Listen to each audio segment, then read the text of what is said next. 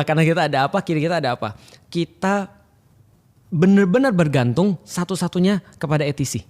Benar. Maka ada radio dari ATC. Terus dia bilang, pesawat dengan nomor ini segini, kamu tolong belok ke sebelah kanan 17 derajat. Maintain 1000 meter misalnya di atas landasan dan tetap segini selama 2 menit. Maka dia langsung oke, saya lakukan. Ikutin. Apa yang terjadi kalau dia bilang gini? Kayaknya gue gak yakin deh. Gue tunggu dulu 2 menit dulu, gue lihat nih tabrakan lu, paham gak sih maksudnya? Maka setiap itu harus langsung dia dengar, dia lakukan. Kenapa? Yang penting dia pastikan adalah bahwa ini radionya dari ATC. Kalau bukan dari ATC dia bisa ignore. Tapi kalau itu dari ATC dia harus nurut karena kehidupan dia dan seluruh orang-orang di belakang dia itu tergantung pada ATC. Bisa dipahami ya. Nah itu sholat tuh begitu kira-kira. Jadi sebelum kita mengetahui manfaatnya, setidaknya kita tahu ini dari sumber yang tepat yang nyuruh kita nih. Nah itu dulu aja tuh. Nah artinya poin 1 sumber. Nah poinnya sumbernya adalah frekuensi yang tepat. Yang kedua baru kemudian ya kita lihat kehidupan sehari-hari. Seorang pebisnis ataupun olahragawan ataupun semua yang lain itu berkata hal yang sama. Yang paling penting dalam semua yang kita geluti adalah disiplin. Karena nggak ada apapun tanpa disiplin. Nah agama ini salah satunya ngajarin disiplin. Dari awal sholat 5 waktu itu disiplin. Apapun yang terjadi lo harus sholat dalam rentang waktu ini dan ini. Ketika lu sudah punya disiplin di perkara-perkara kecil dan itu berkesinambungan terus-menerus, maka lu bisa untuk secara kemungkinan lebih bisa menghadapi perkara-perkara yang lebih besar yang lain. Nah kalau gue udah anggap disiplin di hal-hal kecil yang lain. Betul. Dari sholat gitu. Betul. Kan gak perlu sholat. Kita kan bisa disiplin dalam perkara-perkara yang lain kan gitu kan. Ya, kan gak perlu harus sholat. Nah itulah balik lagi pada radio tadi. Radio oke. Nah artinya ya ujung-ujungnya memang kita tidak bisa menjelaskan kecuali memang ini adalah perintah Allah. Jadi segala macam. Jadi gini, ada beda antara sebab sholat itu disyariatkan dengan hikmah kenapa sholat itu disyariatkan. Kalau hikmah banyak seperti yang aku jelasin tadi. Tapi sebabnya cuma satu, karena Allah yang minta. Nah karena itu yang kita perlu kembangkan sebenarnya bukan tata cara sholatnya. Tapi yang perlu kita kembangkan adalah kecintaan terhadap Allah. Karena kalau kita sudah cinta sesuatu kita pasti mau untuk disuruh-suruh. Valid. Valid. Nah, jadi itu yang perlu dikembangkan. Jadi bukan sholatnya. Nah tapi topik kedua. Nah ini gue gak tahu kasus kebenarannya. Ya. Karena gue baru dapat info di orang dalam lah. Ya. Gue lagi ditarget. Karena terlalu vokal, kesannya tidak mendukung pemerintah. Apalagi lu ngomong sama gue nih hari ini. Nah makanya ini kita kayaknya kalau bentar lagi ditangkap. Terus satu nama yang muncul itu kayak jangan sampai kayak Tom Lembong. Oke. Nah itu kan kayak sebenarnya kita nggak tahu kebenaran gimana. Belum ada yang benar-benar secara konkret bilang dia ngelakuin apa atau apa gitu. Ya. Tapi ini masalah yang udah berapa tahun lamanya dan dia terkenal kan emang vokal gitu. Betul. Tiba-tiba ditangkap. Ya. Gimana kalau kita tanpa ada alasan apapun. Kita tidak diizinkan untuk menjadi pintar dan baik. Gimana caranya kita ngebantu orang kalau gitu? Itu yang menjadi pertanyaanku selalu, termasuk ketika bahasa agama ya. Kenapa Islam di satu saat itu bisa memiliki segala-galanya? Dia punya apapun yang pernah diimpikan oleh peradaban manusia, tapi sekarang dengan Islam yang sama, ternyata kita nggak sampai kayak gitu. Nah ternyata yang namanya kebaikan dan kebenaran itu, serta kebagusan itu ada 3 fase. Ada fase individual, ada fase komunitas atau masyarakat, ada fase hukum.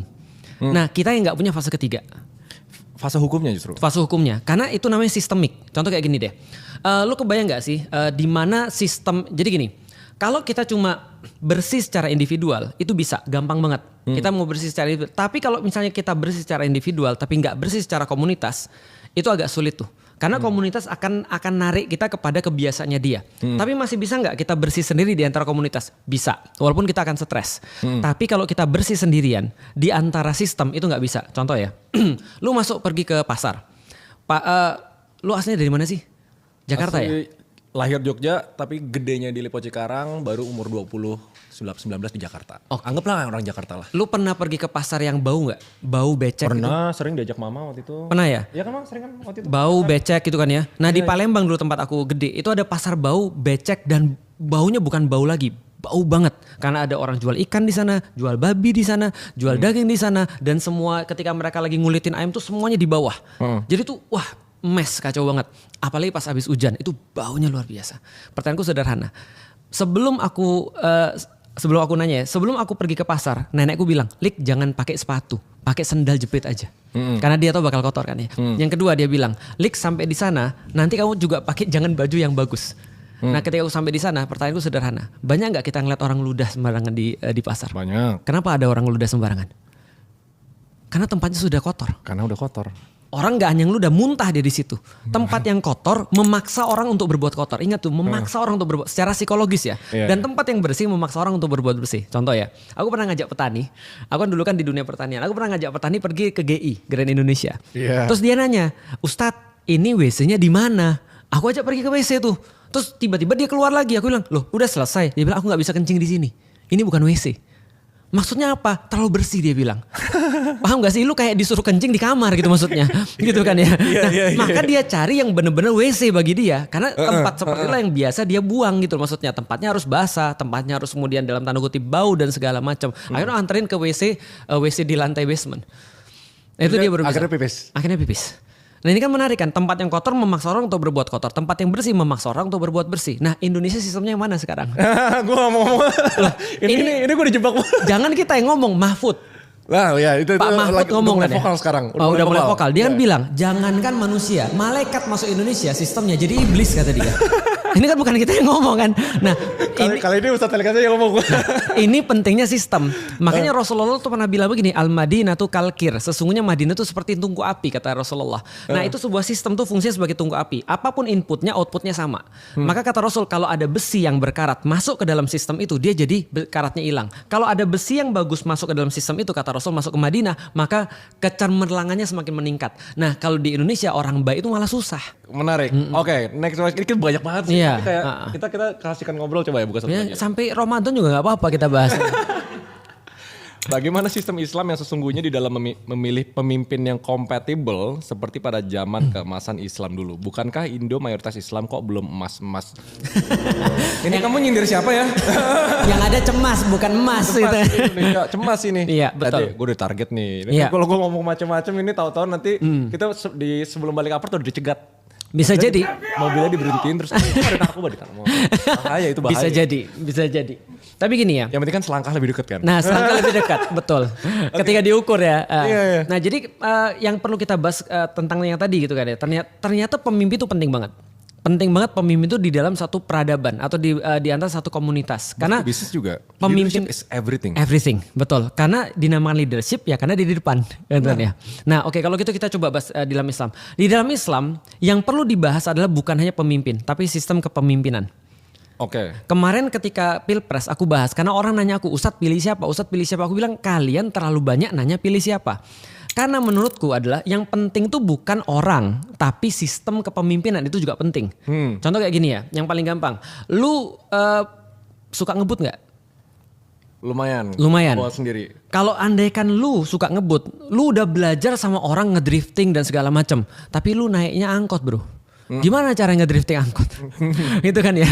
Nah sama kayak Schumacher ketika dia naik Ferrari itu adalah namanya pemimpin yang tepat di sistem kepemimpinan yang tepat. Tapi kalau Schumacher disuruh kemudian naik angkot, lalu kemudian suruh balap sama suruh balap sama F1 yang lain, habis dia.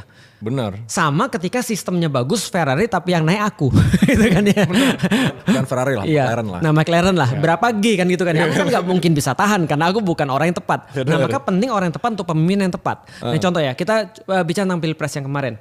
Kita itu kayak ibaratnya gini, coba ya lihat ya. Ada pemimpin sholat, ada sholat, betul nggak?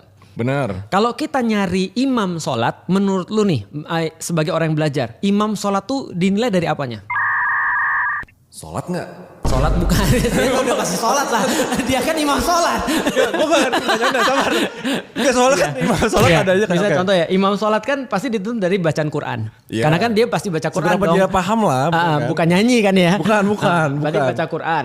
Yang pertama dites bacaan Qurannya. Oh bagus nih ternyata nih. Oh cocok nih jadi imam sholat. Makin ketahuan gak ngerti. Ya gak apa-apa, gak ada masalah.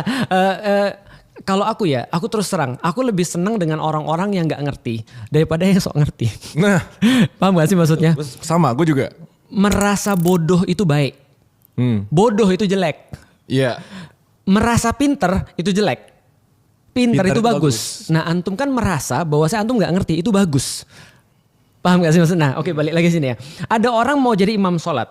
Ketika imam sholat itu dinilai berarti Al-Qur'annya bagus misalnya. Dia hafalannya 30 juz. Oke, bagus nih. Yang kedua hafalan hadisnya. Banyak juga nih, bagus. Yang ketiga suaranya merdu kayak Ustadz Hanan tuh. Wah bagus juga nih. Yang keempat misalnya apa lagi? Siapa yang hijrah duluan? Siapa yang masuk Islam duluan? Sama-sama masuk Islam. Oke.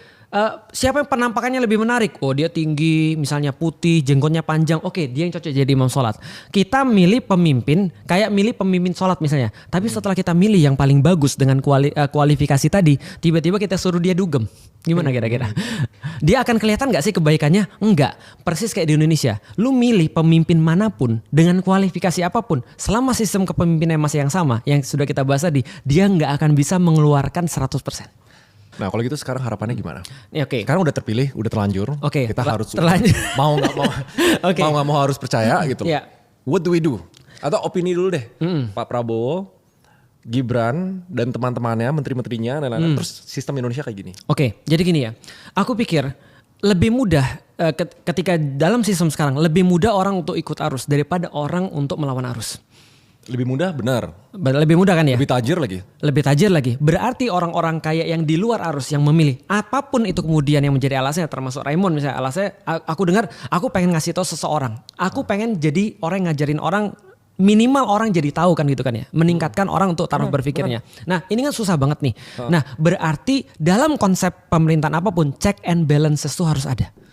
Jangankan pemerintahan bro, berteman aja gitu. Secara konsep check and balance harus ada, tapi kalau pemerintahannya tidak oke dan check and balance dibunuh, Gak ada masalah. Nah, Check and balance tetap harus ada. Makanya check and balance akan terjadi dalam bentuk apapun. Dalam kemudian kasusnya Eropa, ketika Eropa lagi dark age, ketika semua kemudian dibungkam atas nama agama dan atas nama pemerintah kan gitu kan ya. Akhirnya ketika semua orang-orang yang pintar itu diem, yang bicara seniman. Ya kan? Yeah. Maka orang pintar harus jadi seniman. Mereka bicara dengan cara simbol, mereka bicara dengan cara novel, mereka bicara dengan cara lagu, mereka bicara dengan cara apapun untuk meningkatkan taraf berpikir orang bahwa it's not right. Setidaknya kita harus ngomong dengan cara apapun kan gitu kan ya. Nah, maka ketika sekarang sudah terlanjur dalam tanda kutip, ya kita melakukan apa yang kita lakukan. We do what we do. we do what we do. Dan kita nggak berubah dari dulu. Walaupun resiko diculik, Wah, resiko hilang, resiko dan lain-lain. Pertanyaan aku ganti. Kalau kita ikut ke dalam, kita punya resiko nggak? Resiko tetap ada. Bahkan lebih gede lagi. Tapi nggak terhormat. Iya. Tapi nggak terhormat bro. Lu mau hidup dalam bayang-bayang ancaman orang. Lu kalau nggak ngomong begini, lu kalau ngomong, ingat lu udah nikmati. Oh, gue udah ngalamin lah gitu. Itu yang selama ini langsung teknis aja. Ini selama ini yang gue permasalahin sama Bapak Prabowo. Oke, gimana nih? Gue ngerasa nggak apa ya. Ya nggak apa-apa lah. Gue ngerasa harusnya Bapak Prabowo tuh bagus secara individual. Semua bagus di Indonesia. Iya kan? Kayak secara teknis harusnya bisa. Ya. Tapi gue juga bikin statement yang sama kayak orang terbaik ditaruh di sistem yang buruk. Ya. Samanya gak bisa ngapain kayak pincang gitu loh. That's right. Kenapa itu dikatakan right man in the right place? Nah, Maka man sama place kan sama-sama penting nih. Apakah the right man can create the right place? Kalau di dalam sistem itu agak sulit. Makanya lihat Sulit ya. tapi bukan gak mungkin kan? Hampir nggak mungkin. Ada satu yang menarik. Lu tahu demokrasi sejarah munculnya kayak apa? Gimana tuh? Demokrasi sejarah munculnya adalah ketika tirani itu sudah benar-benar menggurita. Oligarki banyak, oligarki kan rules by few. Yeah. Tirani rules by one. Ketika tirani udah banyak, mereka bilang ini nggak boleh dilanjutin. Gimana kalau kita bikin satu sistem rules by many? Maka demokrasi muncul. Yang pertama kali kritik Socrates. Socrates kritik it will never work. Kenapa nggak mungkin bagi dia? Karena dia bilang gini, oke sederhana. Satu kapal ada 30 orang. Aku nggak tahu sih dia bilang 30 orang, tapi dia bilang satu kapal ada banyak orang, 30 orang taruhlah. Mereka pengen vote. Siapa yang jadi kapten di antara kita? Oke, idealnya adalah yang kita pilih siapa? Yang bisa berlayar, yang bisa navigasi, yang pintar, yang bisa ngatur orang. Tapi reality, yang terpilih siapa? Yang populer. Itu benar. Sekarang aku mau nanya nih sederhana aku mau nanya nih, gitu kan ya? Itu gue juga bahas kayak di Indonesia karena sistemnya begini, yang terpilih tuh bukan yang paling bagus, Betul. tapi yang paling populer. Yang paling populer. Nah berarti ketika populer ini problematikanya adalah populer ini tidak sama dengan ahli. Bener. Nah maka bagaimana mungkin satu yang populer ini bisa merubah satu sistem, itu agak sulit. Makanya orang bilang sistem gak mungkin diubah dari dalam, sistem diubah dari luar. Gimana? Nah oke. Ini lumayan pertama yang gue denger ya. Soalnya orang pada bilang lu kritik terus pemerintah, lu kayak selalu ngomongnya keras vokal gitu. Yeah. Tapi lu di luar, lu jangan banyak omdo lah, jangan omon-omon aja lah. Yeah.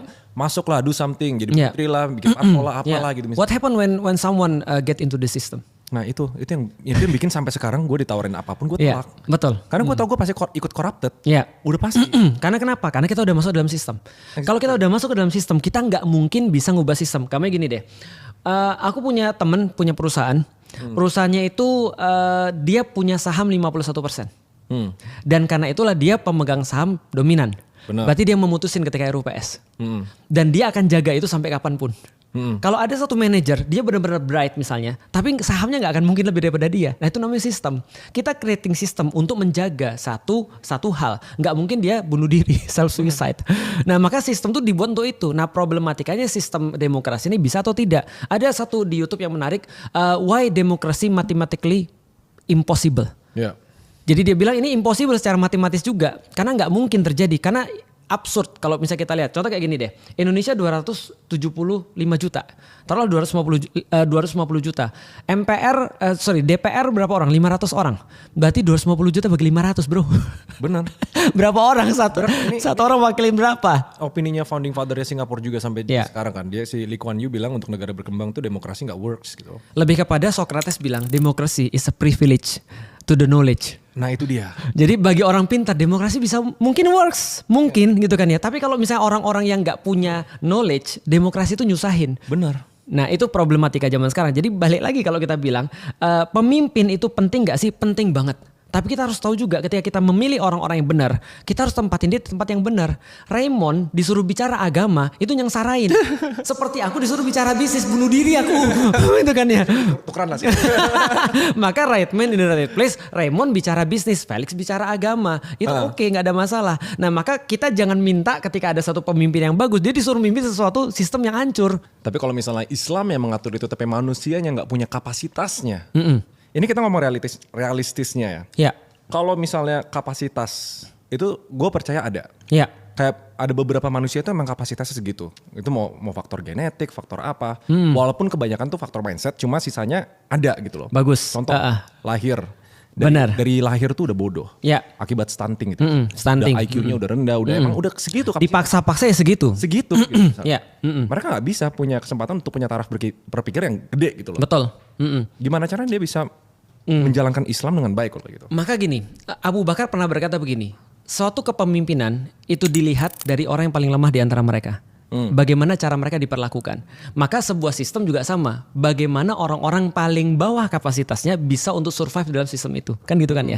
Nah artinya kalau Islam justru adalah dia memperhatikan orang-orang yang paling rendah kapasitasnya. Jadi agama ini diinstal untuk orang-orang yang paling rendah kapasitasnya dan dia jadi baik. Nah kalau lebih rendah daripada itu lagi, nah itu sebenarnya ya tadi tugas kita untuk naikin. Tapi memang ada sih kapasitas-kapasitas kayak gitu. Kayak ginilah, aku punya 4 anak, anakku beda-beda semua. Sama kayak misalnya Mama Ray punya 3 anak, anaknya beda-beda semua kan gitu kan ya. Dan dengan kapasitas yang berbeda semua. Pertanyaannya adalah bagaimana caranya kita itu menempatkan sesuatu yang paling bagus dengan kapasitas itu. Karena setiap orang itu beda-beda sidik jarinya. Artinya setiap orang itu tidak mungkin untuk tugas yang sama. Dia harus dengan tugas yang spesifik. Nah bagaimana kemudian agama itu harusnya mengarahkan orang yang paling rendah kapasitasnya menuju kemudian perlakuan yang terbaik. Nah, itu ada di dalam Islam. Oke, kebayang. Oke, next. Ini 5 jam bukan 5 menit 5 ya. jam ini. Oke. Bahas soal jodoh. Nah, apakah manusia harus hidup berpasangan dalam sudut pandang Islam? Oke. Kurang pedes nih. Kalau berpasangan sih, gue juga gak tahu sih. Harus kan? Ya, jadi gini ya. Kita gak usah bahas dari sudut pandang Islam dulu ya.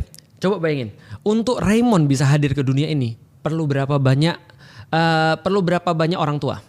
Mama sama papa. Mama sama papa. Untuk mama papa ada, berarti ada berapa kakek? 4. Okay. Ada berapa buyut?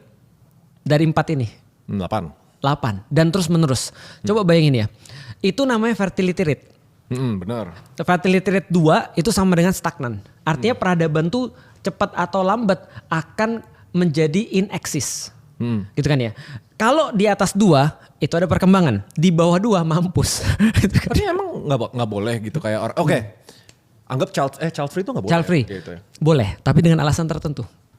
Gimana tuh? Alasannya boleh kalau misalnya contoh ya, Imam Nawawi misalnya, dia bilang begini bahwa aku punya kesempatan untuk nyari ilmu dan aku punya kesempatan untuk nikah. Nikah itu adalah kenikmatan bagi aku sementara ilmuku akan bermanfaat buat banyak orang. Maka aku lebih milih untuk tidak menikah dulu untuk menaik ilmuku. Ada temanku bilang, aku mau kayak Imam Nawawi. Lu bodoh nggak nikah lagi gitu. Jadi kalau lu pintar nggak apa-apa. Berarti berpasangan for the sake of meneruskan untuk punya anak. Fertility. Untuk Fertility fertility. rate itu yang pertama, secara logika. Tapi secara manusiawi, ada di dalam manusia itu keinginan memang benar-benar untuk meneruskan keturunan. Ya, gue punya gitu loh. Betul. Rasa ketika senang lihat anak kecil. Iya, kayak itu keinginan pertama. Betul. Gue ngerasa kayak kalau misalnya life purpose ya pengen ninggalin sesuatu tuh kita mati ninggalin apa gitu. Benar. Pengen ninggalin apa. Benar. Di dalam hati tuh kayak anak tuh salah satu legacy paling gede. Didikan kita, nilai-nilai kita gitu. Itu alasan pertama. Alasan Benar. kedua karena mama nagih terus. Karena gini. Gini anak-anak kapan nih nikah gitu. Nalu. Karena kan gini ya, bayangin ya. Ketika misalnya orang lihat lu, ada banyak orang tua yang akan berpikir begini, gimana anak-anak kayak gini dididik? Maka mereka penasaran sama Mama Ray kan? Iya benar. Karena mereka penasaran nih, gimana anak-anak kayak gini dididik? Wajah Kristenable gitu kan ya, bahas bisnis gitu ya. Tapi sopan misalnya dan ya apapun makna yang mungkin mereka lihat daripada Ray. Mereka akan penasaran bagaimana anaknya dididik. Aku yakin kalau ada orang ketemu sama Mama Ray, dia akan nanya, Ray jodohnya siapa? Oh enggak gitu. Enggak, dia akan nanya. Gimana sih didik biar jadi anak kayak gini? Biar minimal kalau aku menerapkan hal yang sama, minimal aku bisa dapat resemblance of it kan gitu kan. Iya benar. Nah itu artinya adalah kita punya legacy. Mama Ray punya legacy, kita juga pengen punya legacy. Nanti suatu saat ketika ada orang lihat anak kita, orang akan nanya, dia dididik seperti apa. Dan itu adalah bagian sesuatu yang fitrah bagi kita. Yeah. Tapi di dalam Islam berpasangan-pasangan adalah sesuatu yang fitrah. Karena gini Ray, problemnya adalah apa sih yang manusia cari dalam kehidupan? Kebahagiaan. Bahagia sama senang sama atau enggak? Beda. Bahagia tuh lebih dekat kepada tenang kalau menurutku. Iya, bahagia lebih dekat sama tenang. Sama tenang ya. Nah, ketenangan itu di dalam Islam namanya sakinah. Sakinah itu adalah salah satu atribut yang hanya Allah berikan kepada hambanya, enggak dari yang lain. Jadi kalau ada orang nyari kebahagiaan lewat yang lain selain Allah, mereka akan ketemu sesuatu yang justru kecewa. Tapi kalau mereka cari kebahagiaan, mereka cari dari Allah. Salah satu yang Allah kasih, sakinah, itu lewat pasangan. Oh ya? Salah satunya apa? Salah satunya. Yang paling. Salah satunya. Yang lain apa? Yang lain bisa jadi Allah kasih ketenangan lewat kemudian kita berdoa, lewat kemudian mengingat Allah, lewat kemudian tahu visi hidup, itu dikasih sakinah. Tapi yang paling mudah itu dari kemudian pasangan. Makanya ada orang bilang kan, Ustadz aku mau nyari suami, ya syaratnya apa? Yang mapan. Gak ada jomblo mapan. Lu gak ada mapan lu. Kenapa? Karena mapan itu adalah sakinah. Gila. Mapan tuh dalam bahasa Papan Jawa sakinah. artinya seperti papan nih. Seperti papan gak bergerak. Karena kenapa meja ini gak bergerak? Karena kakinya 4. Lu kakinya baru 1. Maka lu sering begini nih. Nah adanya pasangan tuh yang baik ya. Buat orang merasa tenang. Makanya lu badai kayak apapun di luar. Begitu lu balik lu tenang. Kalau istrinya soleha. Gila lu selama ini ya kayak gue kalau ditanya sama semua orang gitu. Lu cari cewek yang kayak gimana gitu ya. Beda ya sama jawaban mama ya. Jadi pertama secara teknis dulu, gue paling gampang soalnya lewat teknis. Iya. Cantik, pintar, berkarir. Jelas. Oke. Tapi ujung-ujungnya ini semua sirna kalau dia gak bikin gue tenang. That's it. Gue selalu ngomong kayak gitu, selalu. Pro. Ternyata udah fitrahnya. Apa yang membuat lu bisa bilang kayak gitu? Pengalaman apa yang membuat lu bisa kayak gitu? Ini penting. Bukan. Lu pernah pacaran kan? Pernah. Lu pernah nggak sih pacaran sama orang yang cantik? Pernah, sama cakep Tapi banget, sama cakep pintar banget, sama seksi berkarir banget. sama semua itu Dia punya. lu coba gitu. Tapi in the end of the day, ketika lu lagi marahan sama dia itu matters atau enggak? Matters banget. Dan itu ngaruh ke keseharian. Maksud gini, Ngaruh ke dia jadi cakep atau enggak? Enggak. Ketika lu lagi marahan, enggak jadi cakep kan? Enggak. Keseksiannya hilang kan? Enggak. Enggak matters kan? Artinya itu maksudku tadi tuh. Jadi ada atribut-atribut yang akan hilang setelah lu nikahin. Makanya itu yang menyebabkan kenapa ada orang pacaran nih. Dia udah pacaran, ini cantik banget, keren banget segala macam. Begitu 3 bulan dia jadian sama dia, teman-teman yang lain jadi cantik. Teman-temannya dia jadi cantik. Bener gak? Setuju gak?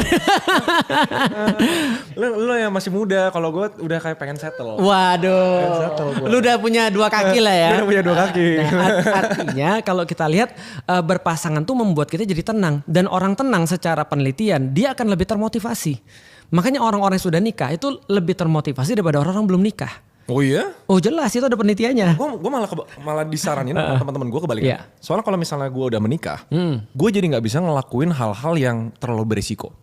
Itu jelas. Karena satu tanggungan, Iya. itu udah basic. Kedua, kita udah gak mikirin diri kita. Misalnya gue speak up lagi, yang Iya. vokal banget. It's not about me, kayak istri gue gimana, anak gue gimana, kalau mereka diculik, mereka apa gitu kan. Jadi gue jadi gak bisa mempertahankan idealisme gue. Oke. Nah orang kasih saran, kalau lu mau gas sekarang. sebelum lu punya istri gitu loh.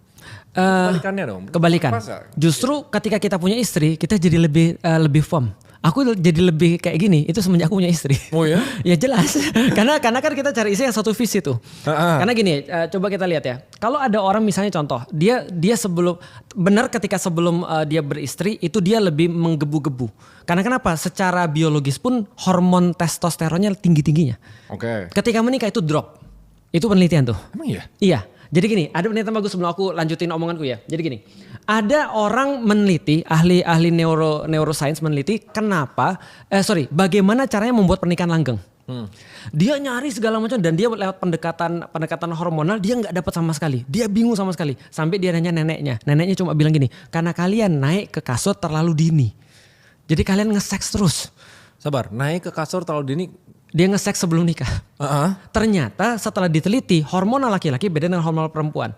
Hormon pengikat di antara manusia namanya oksitosin. Benar. Oksitosin ini perempuan keluar terus.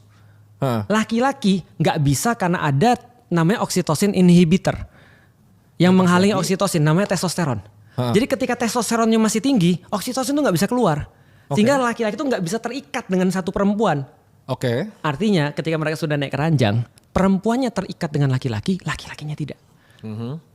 Itu hubungan Oksitosin. Gue Jadi malah secara pikirannya hormonal. gini, kalau testosteron ya berarti gue harus nge-gymnya tuh sebelum nikah.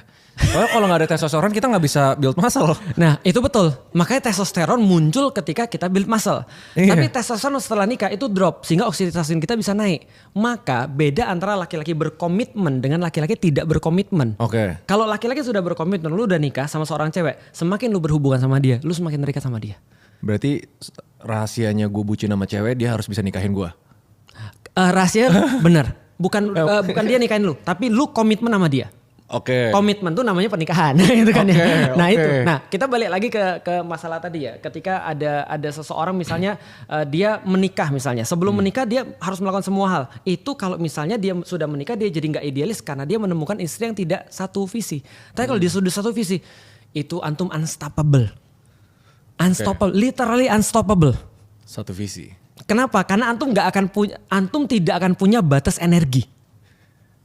Antum nggak akan pernah capek Gue loh. gak kebayang sejujurnya ya. Apa mungkin selama ini gak pernah dapat yang sevisi? That's right. Tapi gue gak kebayang soalnya. Tapi terakhir ngobrol sama salah satu partner bisnis gue, dibilang kayak gini. Kayak dia bener-bener termotivasi banget. Ini Yeah. satu dari mungkin 20 yang Yeah. ngomong. Satu dia bilang setelah dia menikah. Kenapa? She's the one man. She's the one. Dia kayak gitu. Tapi dia gak bisa jelasin kenapa she's the one. Betul. Sevisi itu maksudnya apa? Oke, bayangin Gimana ya. kayak cara pandang yang sama, tujuan yang sama atau gimana? Bayangin, suatu waktu antum kehilangan duit antum semua. Antum gagal dalam bisnis. Antum salah untuk ngambil keputusan. Bisnis antum gagal semua. Antum pulang ke rumah dengan berat banget. Bahwasanya antum mau bilang, gimana cara mau bilang sama istri dengan seluruh yang sudah di afford, kita sudah nggak punya apa-apa lagi. Nggak kebayang. Gak kebayang. Tapi antum setidaknya sudah somehow antum punya keberanian untuk ngomong. Yang kita udah nggak punya apa-apa lagi. Kayaknya kamu harus